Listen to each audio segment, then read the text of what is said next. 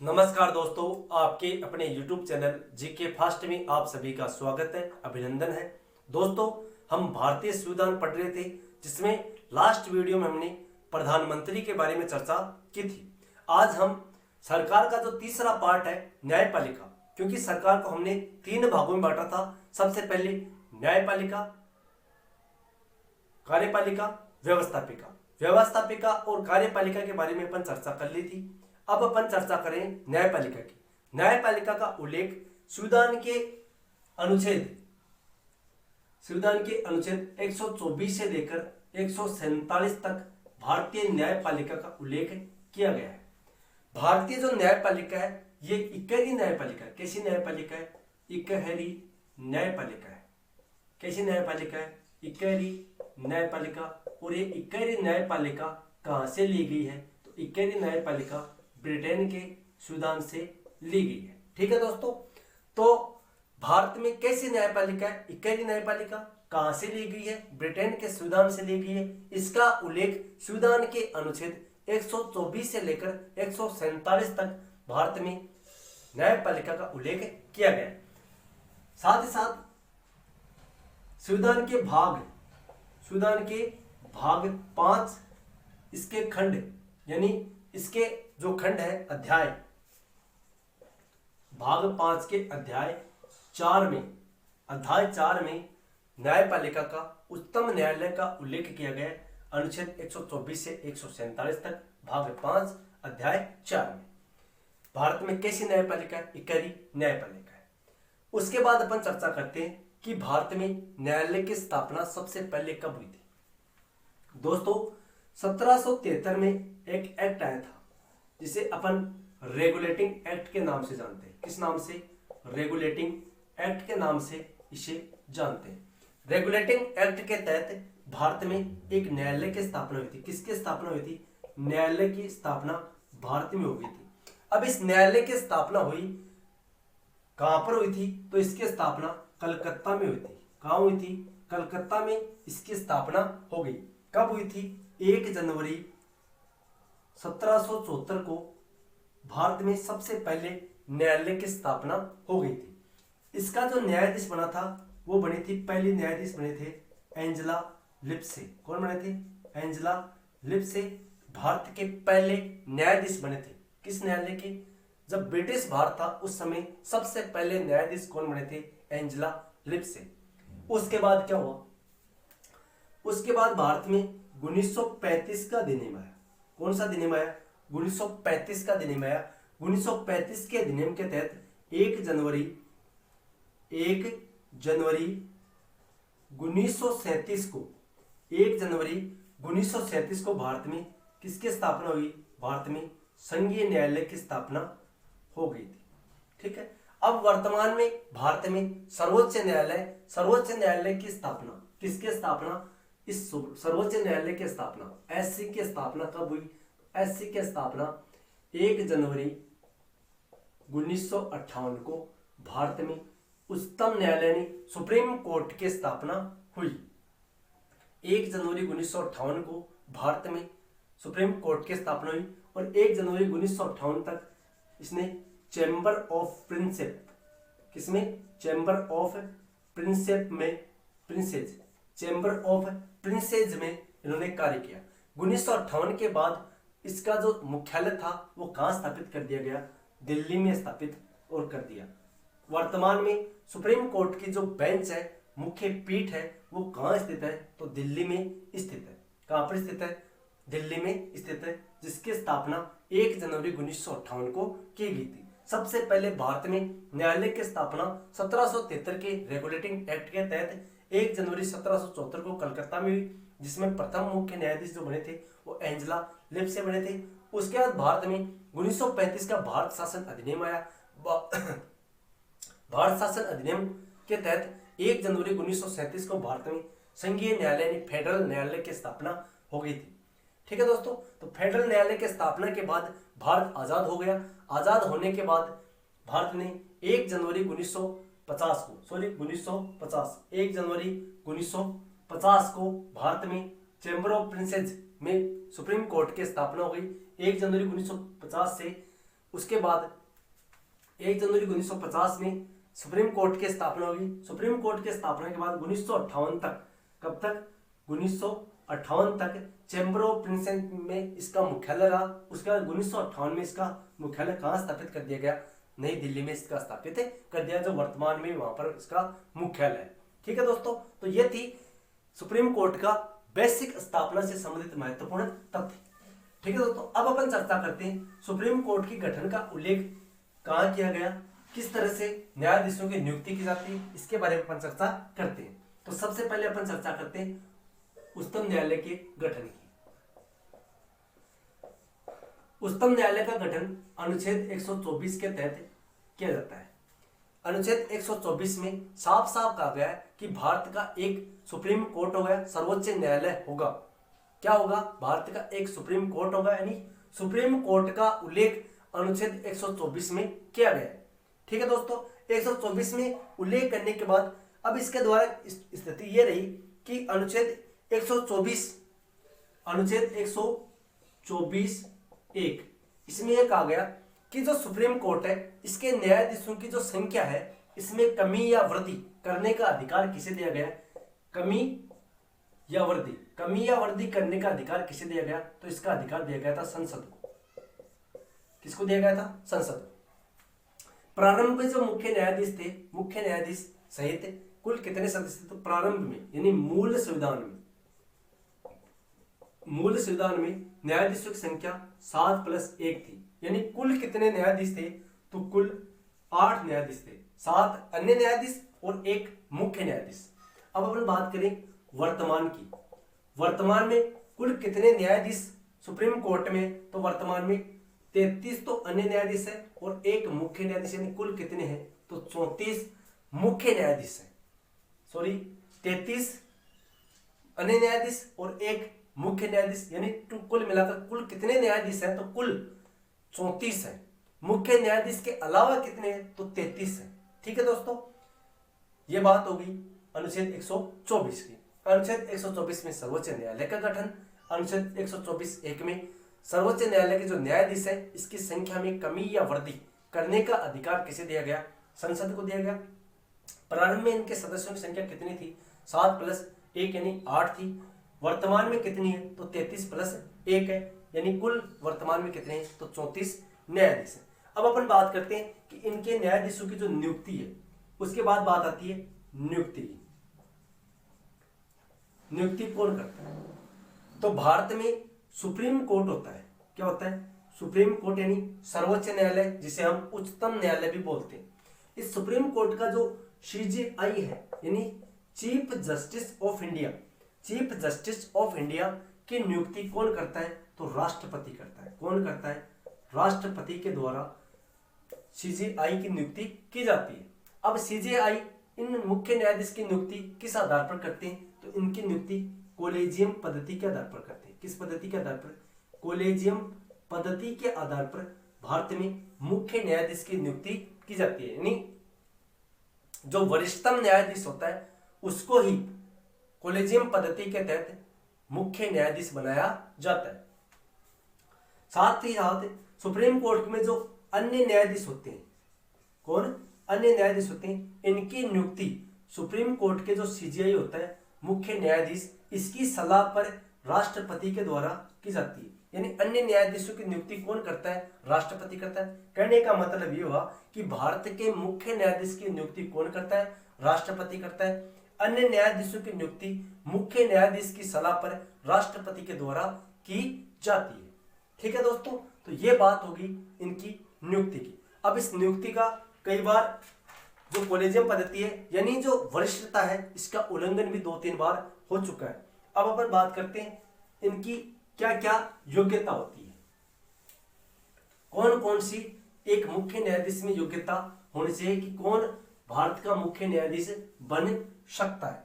ठीक है दोस्तों, तो सबसे पहली जो योग्यता आती है उसका उल्लेख, योग्यता का उल्लेख किया गया अनुच्छेद 124(3) में। 124(3) में क्या कहा गया है, मुख्य न्यायाधीश की योग्यता। सबसे पहली योग्यता होती है भारत का क्या हो, मूल नागरिक हो। मूल क्या हो, नागरिक हो, भारत का मूल नागरिक हो। उसके बाद दूसरी इंपॉर्टेंट जो योग्यता आती है वो है 5 वर्ष तक। कितने वर्ष तक? 5 वर्ष तक किसमें? हाई कोर्ट में क्या रहा हो? सीजे रहा हो, मुख्य न्यायाधीश रहा हो। पहली योग्यता भारत का मूल नागरिक हो। दूसरी योग्यता 5 वर्ष तक हाई कोर्ट यानी उच्च न्यायालय में चीफ जस्टिस मुख्य न्यायाधीश के पद पर रहा हो। ठीक है दोस्तों।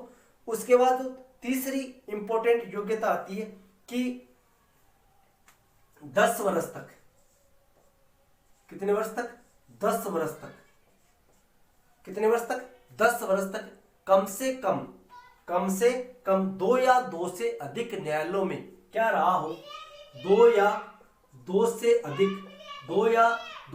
अधिक न्यायालयों में क्या रहा हो? न्यायाधीश यानी अधिवक्ता रहा हो, वकील रहा हो, अधिवक्ता रहा हो।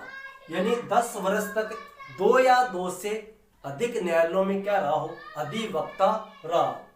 चौथी इंपॉर्टेंट जो योग्यता आती है वो आती है राष्ट्रपति की नजर में। किसकी नजर में? राष्ट्रपति की नजर में अच्छा विधिवक्ता हो। क्या हो? अच्छा विधिवक्ता हो। तो वो क्या बन सकता है? भारत का मुख्य न्यायाधीश बन सकता है। सबसे इंपॉर्टेंट योग्यता भारत का मूल नागरिक हो। दूसरी योग्यता 5 वर्ष तक उच्च न्यायालय में मुख्य न्यायाधीश के पद पर कार्य कर चुका हो। तीसरी योग्यता 10 वर्ष तक 2 या 2 से अधिक न्यायालयों में क्या रहा हो? अधिवक्ता रहा हो। और चौथी इंपॉर्टेंट योग्यता राष्ट्रपति की नजर में एक अच्छा विधिवक्ता हो, कानून का जानकार हो। तो इन सभी योग्यताओं के आधार पर भारत के मुख्य न्यायाधीश की नियुक्ति की जाती है। ठीक है दोस्तों। उसके बाद अपन चर्चा करें, योग्यता के बाद चर्चा करते हैं अपन शपथ की, कि इसकी शपथ किस तरह से दी जाती है।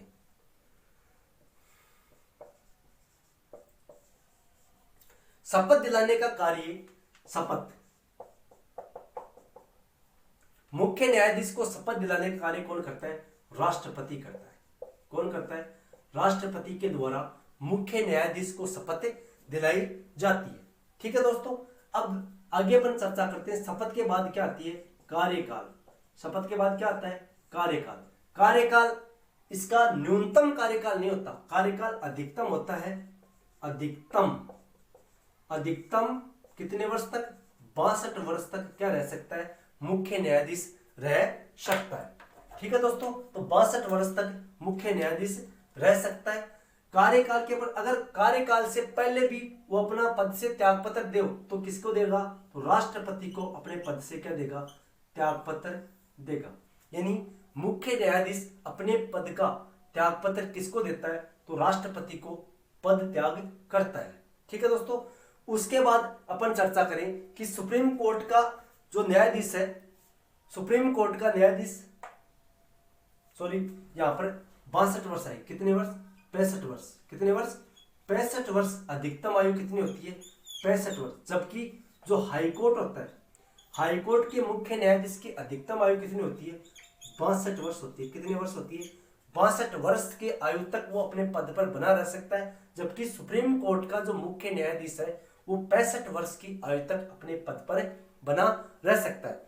अगर ऐसी स्थिति हो कि उसकी आयु 65 वर्ष नहीं हुई हो और उससे पहले उसको हटाना हो तो क्या क्या प्रक्रिया होती है? तो हटाने के लिए क्या लाया जाता है? अभियोग लाया जाता है। क्या लाया जाता है?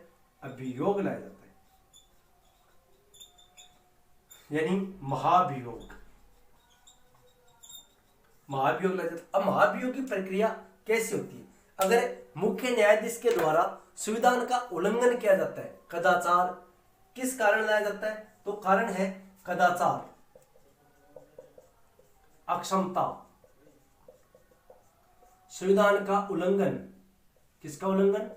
संविधान का उल्लंघन करने पर मुख्य न्यायाधीश के खिलाफ या न्यायाधीश के खिलाफ क्या लाया जा सकता है? महाभियोग लाया जाता है। अब महाभियोग की प्रक्रिया कैसे होगी? तो महाभियोग की प्रक्रिया, अगर ये महाभियोग किसमें लाया जा रहा है? लोकसभा में लाया जा रहा है, तो कम से कम 100 सदस्यों के द्वारा पारित हो। अगर ये अभियोग राज्यसभा में लाया जा रहा है तो राज्यसभा में कम से कम 50 सदस्यों के द्वारा ये प्रक्रिया क्या हो? पारित हो। उसके बाद वो किसके पास जाएगी? अगर लोकसभा में जा रहा है तो ये लोकसभा का जो स्पीकर होता है, अध्यक्ष होता है, उसके पास जाएगी। अगर राज्यसभा में लाया जा रहा है तो ये सभापति के पास जाएगी। अगर सभापति या अध्यक्ष को ये प्रक्रिया सही लगी, सही रूप प्रक्रिया सही लगी, तो ऐसी स्थिति में उस प्रक्रिया पर क्या लगाया जाएगा, महाभियोग लगाया जाएगा। आज तक भारत में किसी भी मुख्य न्यायाधीश के खिलाफ महाभियोग की प्रक्रिया पारित नहीं हुई। सबसे पहले रामास्वामी के खिलाफ पहली बार भारत में महाभियोग की प्रक्रिया लागू की गई थी, लेकिन प्रक्रिया पारित होने से पहले ही वी रामास्वामी ने त्याग पत्र दे दिया था। तो सबसे पहले भारत में महाभियोग की प्रक्रिया किसके खिलाफ लागू हुई थी, तो वी रामास्वामी के खिलाफ सबसे पहले महाभियोग की प्रक्रिया लागू की गई थी, लेकिन ये पारित नहीं हो पाई थी। उससे पहले ही रामास्वामी के द्वारा त्याग पत्र दे दिया गया था। ठीक है दोस्तों, अब अपन चर्चा करते हैं। जो रामास्वामी था वो कहाँ का न्यायाधीश था, तो कब लाई गई थी ये, तो ये 1991 में लाई गई थी। कब लाई गई थी, 1991 में। इसके खिलाफ महाभियोग यानी 108 सदस्यों के द्वारा, कितने सदस्यों के द्वारा, 108 सदस्यों के द्वारा इसे पारित करने की प्रक्रिया शुरू हुई थी, लेकिन ये पारित नहीं हो पाई थी। उससे पहले रामास्वामी के द्वारा त्यागपत्र दे दिया गया था। अब अपन चर्चा करते हैं जो मुख्य न्यायाधीश होता है उसके वेतन की अपन चर्चा करते हैं।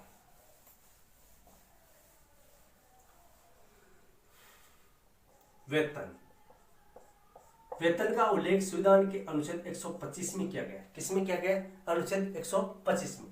सबसे पहले सीजेआई, फिर आता है सीजे। ठीक है दोस्तों, यानी जो सीजे होता है, जस्टिस होते हैं, न्याय जो न्यायाधीश होता है, उसके खिलाफ उसके लिए कितनी वेतन दिया जाता है और न्यायाधीश को कितना वेतन दिया जाता है। तो दोस्तों वेतन की अपन चर्चा करें तो इन दोनों को भारत की संचित निधि से, किससे, संचित निधि से इन दोनों को वेतन दिया जाता है। अनुच्छेद 125 में सीजीआई और न्यायाधीशों के वेतन का उल्लेख किया गया है। इनका वेतन भारत की संचित निधि पर क्या है, भारित है। ठीक है दोस्तों, अब अगर स्थिति ये लग गई कि भारत में अनुच्छेद 360 लागू हो गया, 360 में किसका उल्लेख है, तो भारत में 360 में वित्तीय आपात का उल्लेख है। किसका उल्लेख है, वित्तीय आपात का उल्लेख है। अगर भारत में वित्तीय आपात लागू हो जाता है तो ऐसी स्थिति में इनके वेतन में कटौती की जा सकती है, यानी इनके वेतन में क्या की जा सकती है, कटौती की जा सकती है। किस आधार पर, अगर भारत में वित्तीय आपातकाल लग जाता है तो ऐसी स्थिति में इनके वेतन में यानी मुख्य न्यायाधीश और अन्य न्यायाधीशों के वेतन में क्या की जा सकती है, कटौती की जा सकती है। इनको वेतन किस निधि से दिया जाता है, तो संचित निधि से इनको वेतन दिया जाता है। ठीक है दोस्तों, अब अपन चर्चा करते हैं कार्यकारी जो मुख्य न्यायाधीश होता है, यानी अगर मुख्य न्यायाधीश अपने पद पर न हो तो किसकी नियुक्ति करते हैं, कार्यवाहक मुख्य न्यायाधीश की, कार्यवाहक मुख्य न्यायाधीश की नियुक्ति की जाती है। अनुच्छेद 126 के तहत भारत में कार्यवाहक जो मुख्य न्यायाधीश, इसकी नियुक्ति कौन करेगा, तो राष्ट्रपति इस मुख्य न्यायाधीश की नियुक्ति करेगा। यानी मुख्य न्यायाधीश कार्यरत नहीं हो या अपने पद पर नहीं हो तो ऐसी स्थिति में भारत में अनुच्छेद 126 के तहत कार्यवाहक मुख्य न्यायाधीश की नियुक्ति की जाएगी और यह नियुक्ति कौन करेगा, तो राष्ट्रपति करेगा। ठीक है दोस्तों, अब हम चर्चा करते हैं, एक अनुच्छेद आता है अनुच्छेद 127। अनुच्छेद 127 में तदर्थ न्यायाधीशों की नियुक्ति की जाती है। किस न्यायाधीशों की, तदर्थ न्यायाधीशों की नियुक्ति की जाती है। तदर्थ न्यायाधीशों की नियुक्ति केवल किसमें की जाती है, तो केवल सुप्रीम कोर्ट में की जाती है।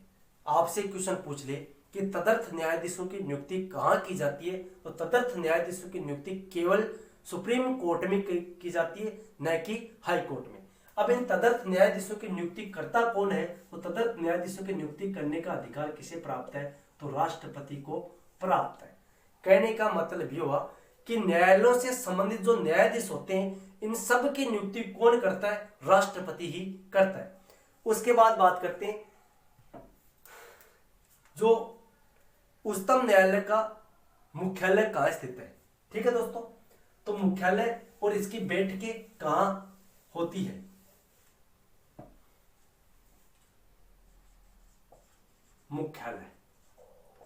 मुख्यालय का उल्लेख संविधान के अनुच्छेद 130 में किया गया है। कहां पर किया गया है? 130 में इसके मुख्यालय का यानी इसका स्थान कहां स्थित है, तो इसका उल्लेख अनुच्छेद 130 में किया गया है। अनुच्छेद 130 के तहत इसका मुख्यालय कहां स्थापित है, तो इसका मुख्यालय नई दिल्ली में स्थित है। ठीक है दोस्तों, इसकी बैठक कहां होती है? दिल्ली में होती है। लेकिन भारत में 2 बार इसकी बैठकें अलग अलग हो चुकी है। सबसे पहले हैदराबाद में, कहां पर? हैदराबाद। और दूसरी बार कहां हुई थी इसकी स्थापना, जो बैठक थी वो कहां हुई? श्रीनगर में हुई थी। कहां पर हुई थी? श्रीनगर। यानी 2 बार इसकी बैठकें हो चुकी। अब तक वास्तव में इसकी बैठक होती कहां पर है? नई दिल्ली में। लेकिन राष्ट्रपति की अनुमति से इसकी बैठक दिल्ली के अलावा अन्य स्थान पर भी बुलाई जा सकती है। आज तक भारत में केवल 2 ही जगह पर इसकी बैठक बुलाई गई है, हैदराबाद और श्रीनगर। ठीक है दोस्तों, ये बात होगी इसके स्थान की। अब अपन चर्चा कर अगले वीडियो में अपन चर्चा करेंगे जो मुख्य न्यायाधीश है इनकी क्या क्या शक्तियां हैं, कौन सा प्रारंभिक क्षेत्राधिकार है, अपीलीय क्षेत्राधिकार में क्या आता है, अभिलेखीय क्षेत्राधिकार में क्या आता है, और जो परामर्शदात्री जो संस्था है वो क्या होती है। इन सब के बारे में अपन नेक्स्ट वीडियो में चर्चा करेंगे। इस वीडियो में इतना ही, मिलते हैं अगले वीडियो में। तब तक के लिए जय हिंद, जय भारत।